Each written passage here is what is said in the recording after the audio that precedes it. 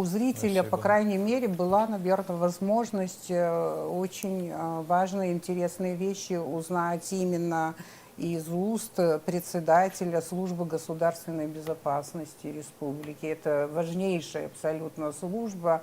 Люди, я думаю, это понимают, но свое какое-то заключение я все же сделаю, и мне кажется, что все-таки в какой-то мере надо завинчивать гайки по поводу режима на границе. В какой-то мере, еще раз говорю, понимаю всякие обстоятельства, которые заставляют нас иногда делать не так, как бы нам хотелось бы. Понятно, в каком положении мы находимся, но тем не менее передвижение по нашей границе, я имею в виду вот абхазо-грузинскую границу по реке Ингур, оно должно быть, насколько возможно, минимальным, насколько возможным обоснованным.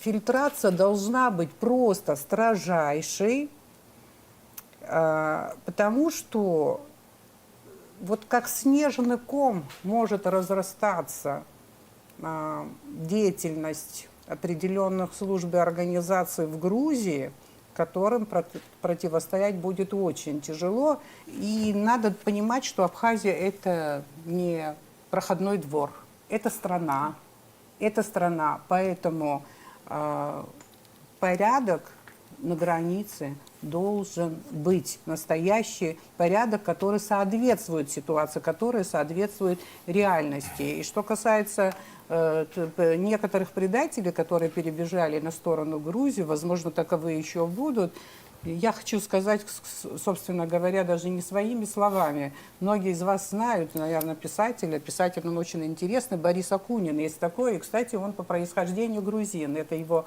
псевдоним, но он писатель хороший.